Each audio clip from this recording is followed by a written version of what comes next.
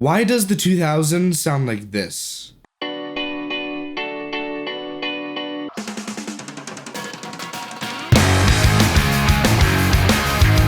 Almost there, I'm on my way, headed up the stairs. In the night, I hear them talk the cold story.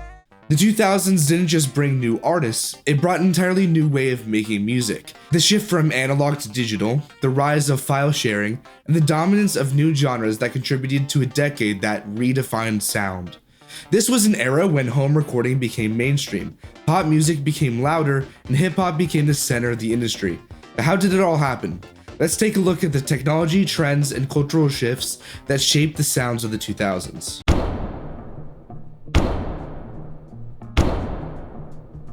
Recording music used to mean working with analog tape, painstakingly cutting, splicing, and committing to every take.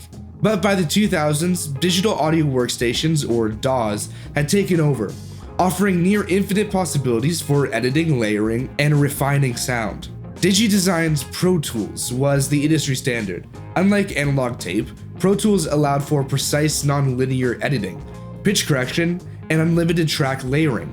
Major studios embraced it, and albums like Linkin Park's Hybrid Theory, which were built on digital layering, vocal comping, and aggressive editing. The album's polished sound, which blended rock and electronic elements, was a direct result of the flexibility that Pro Tools offered. While Pro Tools ruled the professional world, other DAWs like Logic Pro and Cubase gained traction with producers and electronic musicians. FL Studio and GarageBand made home recording more accessible, launching a wave of DIY musicians. The Postal Service's Give Up was a defining moment for this movement. The album was created almost entirely by exchanging digital files between members, proving that high-quality music could be made without a traditional studio setup. Autotune started as a subtle pitch correction tool, but in sharers believe, it was pushed to the extreme, creating a robotic effect that changed the industry. By the mid-2000s, T-Pain had turned autotune into its signature sound, and artists across genres followed suit. By the time Kanye West released 808s and Heartbreak, autotune wasn't just an effect, it was part of modern music. Drum machines and samplers weren't new in the 2000s, but their influence was bigger than ever. The Akai MPC series was used heavily in hip-hop and R&B. These samplers defined the production styles of Jay Dilla, Kanye West, and Timbaland. The Roland TR-808 and the TR-909, the deep 808 bass became a foundation of southern hip-hop production, shaping the sounds of Lil Jon, T.I., and Outkast. Now, synths were everywhere in the early 2000s. The Korg Triton and the Yamaha Motif, the go-to keyboards for hip-hop and R&B, featured in hits by the Neptunes and Timbaland.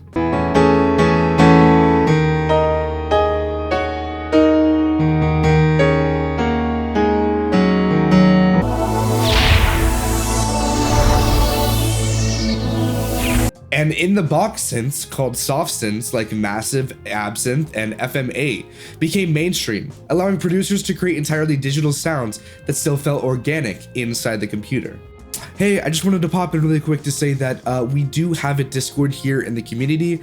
I just recently made it. It's not very big, but I would love if you would go in there and join. We talk about the music industry, music history, our own journeys with music. Just really anything to talk and have fun as a community. I would love if you went down there and joined it.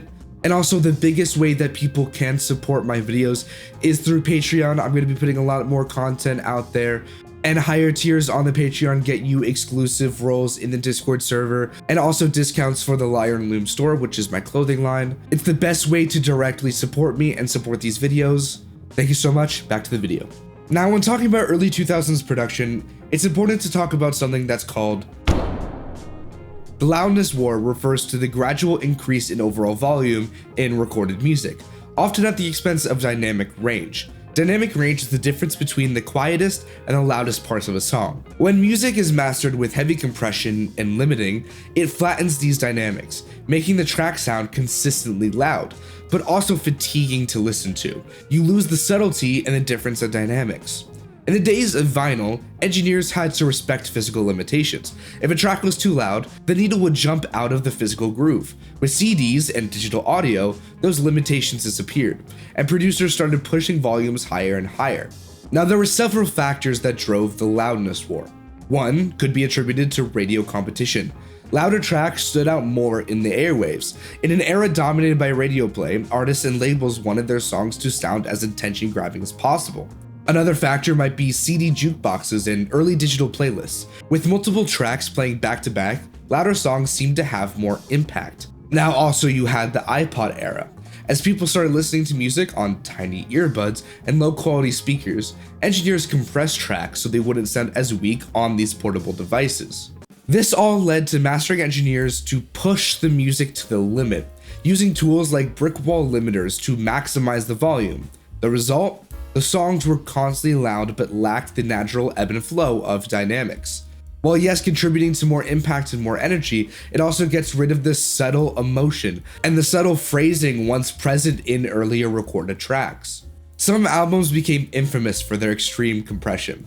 Red Hot Chili Peppers' Californication, fans criticized it for its distorted, overly compressed sound, describing it as ear-fatiguing. Metallica's Death Magnetic was so aggressively limited that even Metallica's own fans preferred the less compressed Guitar Hero version. Green Day's American Idiot mixed loud for radio and small speakers, contributing to the high energy but crushed sound of the early 2000s rock.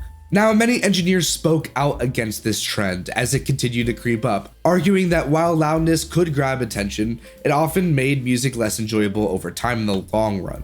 By the late 2010s, the industry started pushing back against excessive loudness. Streaming services introduced loudness normalization. Spotify, Apple Music, and YouTube implemented algorithms to even out playback levels, making extreme loudness less of an advantage. Artists and engineers took a stand. Some musicians opted for more dynamic mixes, like Daft Punk's Random Access Memories, which preserved natural dynamics. Also, you have the resurgence of vinyl. With the comeback of vinyl, engineers had a reason to introduce more dynamic range to their mixes. Now, we can even see in pop today, the loudness war isn't completely over yet, but listeners and engineers have become more aware of its downsides. The focus has shifted to making music sound better and not just louder, and often a lot of artists, especially you see it after 2020, making music that reminds us of an older time, like the 70s, 80s, or the 60s. Now, shifting over to vocal production, vocals became more polished and processed ever than before. Autotune became an aesthetic choice, with Daft Punk and Kanye West using it for creative effect. Max Martin production style favored stacked harmonies and ultra-clean vocals, heard in hits by Britney Spears, Kelly Clarkson, and Katy Perry. The balance between live performance and digital manipulation became more pronounced. Rock and pop punk bands started reinforcing real drums with samples. Hip-hop beats became more synthetic, with producers like Timbaland and the Neptunes using unconventional percussion and samples and loops. If you had to name one person responsible for shaping the sound of the 2000s pop, it would be Max Martin. The Swedish producer and songwriter had already dominated the late 90s with Backstreet Boys, Britney Spears, and NSYNC. But in the 2000s, he refined his hit-making formula, creating some of the decade's biggest songs. His style was unmistakable. Punchy, instantly catchy choruses, big hooks you could sing along to immediately. Melodic math, writing songs where every note felt inevitable and predictable. The wall of sound production, huge vocal stacks, compressed guitars, and tight drum programming. It just screamed radio ready. This wasn't just about songwriting, it was how these songs were actually produced. Every vocal was layered, polished, and compressed for maximum impact. Harmonies were stacked thick, making choruses feel massive. It was all about that hook, it was all about the part that you heard on the radio that you sang along to in your car. While Max Martin set the foundation, other producers took his blueprint and added their own spin. Dr. Luke, a former guitarist for Saturday Night Live, became one of the biggest names in pop production, working with artists like Kelly Clarkson, Katy Perry, and Kesha. His style? Loud, compressed beats, aggressive synths, and sharp, staccato melodies. If a song was produced by Dr. Luke, you knew it instantly. Then there was Red One, who dominated the late 2000s. His tracks had Eurodance influence, buzzing synths, and driving 4-on-the-floor beats. The sound that made Lady Gaga's Just Dance a global smash. Beyond the individual producers though, there was industry-wide trends that made pop feel pretty uniform. The cliche 1-5-6-4 chord progression, so many hits of the 2000s used the same progression. Songs like Complicated by Avril Lavigne, She Will Be Loved by Maroon 5, and With Arms Wide Open by Creed all follow the same structure, making them feel pretty sonically related. And also the trend of the loudness war. As we covered before, music in the 2000s was mixed and mastered to be loud as possible, compressing all these dynamics and making everything sound pushed. Labels at this time also did not want to take risks. If a certain sound was successful, they chased it relentlessly. If one power pop anthem worked, then 10 more artists would be pushed to follow the same formula. This is not a time with TikTok or YouTube. This is a time where labels had complete and total control. Artists could not find their own audience on their own and had to go through a label. Around 2008-2010, the industry started shifting. The rise of EDM influenced pop, the decline in rock in mainstream radio, and the growth of hip-hop all contributed to pop music evolving away from its early 2000s formula. Songs started embracing more electronic elements and sparser productions with darker tones. Artists like Kanye West, Rihanna, and The Weeknd moved pop music into more atmospheric and experimental plays. MP3s and illegal downloads changed how people consumed music, leading to a sharp decline in album sales. The iPod and iTunes shifted the focus from albums to singles, forcing artists to adapt. The 2000s was a very interesting transitional period in the music industry. It sees the first big influence on the internet on distribution and how we consume music. Launched in 1999 by Sean Fanning and Sean Parker, Napster was a peer-to-peer file sharing service that allowed users to download MP3s directly from each other's computers. Unlike previous methods of sharing music online, Napster was fast, free, and easy to use. At peak, it had 80 million users. Suddenly, everyone with an internet connection could get entire discographies in minutes, often even before albums were released. This sparked panic in the music industry, seeing Napster as a direct threat to its business model. In 2000, global CD sales were at their peak, but record labels quickly realized that if Napster continued unchecked, physical sales could collapse. The most infamous legal battle with Napster came from Metallica. In April of 2000, the band discovered that one of their songs, I Disappear, that hadn't come out yet, leaked on Napster, as well as their whole catalog being listed there for free. Metallica's Lars Ulrich personally led the charge by suing Napster for copyright infringement. In a dramatic move, the band hand-delivered a list of 335,000 Napster users who had illegally shared their music, demanded they be banned from the service. Famous producer Dr. Dre and other artists followed suit, while the RIAA also sued Napster, arguing that it encouraged massive copyright violations.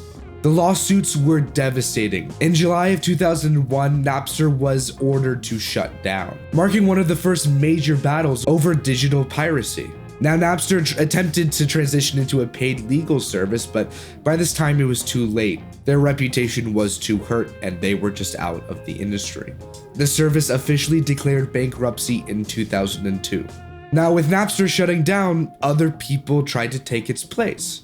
Other P2P services and torrent sites like LimeWire and BitTorrent began making piracy even harder to control. Now, between 2000 and 2010, CD sales had plummeted by around 50%, largely due to piracy, yes, but then also later streaming, an easier way to consume music. Now, Napster proved pretty early on that people wanted digital music. Now, this led to iTunes in 2003, which made legal downloads mainstream, and then later Spotify in 2008, which built on Napster's concept of digital streaming and digital file sharing, but legally. But before we get too much into the 2010s, we're gonna stop there for this decade deep dive. And we're gonna save the 2010s for a later video. This decade really is a transitional period here, and things are starting to feel very modern now. This is finally a decade where I existed during it. And growing up in this decade and knowing what I know now and how much music I listen to now, the early 2000s really does feel that much different than pop music today. It's interesting how we talk about music from the 60s, 70s, or the 80s, like it really is one big chunk, but there's so much nuance in each of the years there. And as I research these decade videos, that's what I learn more and more, and it's really fascinating to see. But in the 2000s, this is when genres start to bend. This is when they start to merge or branch out. This is when we start to have so many different genres. In the 50s, you really had rock, you had jazz, and that was like, that was it. But then it started expanding more. It started expanding more and more until I want to say the 60s is when you really had a bunch of genres branching off. And then the 90s into the 2000s with the rise of electronic music, there really are just so many genres today and so many subgenres in those genres. And while it can seem confusing, I think it's really cool that there is music for everyone now. You didn't have to just like rock or jazz or blues. Any kind of music you can think of, it's out there and people are actively making that kind of music. So if you're not liking the music now, I hear a lot of the same arguments that people just don't think that good music is being made anymore. I'd encourage you to just look a little bit deeper than the top 100 charts. You're gonna find something out there for you. Good music is still being made today. And now I'm gonna pass it on to you. What are some of your favorite artists from the early 2000s? And how do you think the 2000s has affected the music industry the most? I'm curious to hear your thoughts on that. So yeah, again, as we wrap things up here, I would love for you guys would join the Discord server. I love to talk to members of the community. I want to see more people in there. I want to see you guys interact. It's a great place to talk about your music journey, what you think about music, fun little debates about music, music industry, music history. And again, the most direct way to support me is through Patreon. It would mean the world to me if you just went there and checked it out.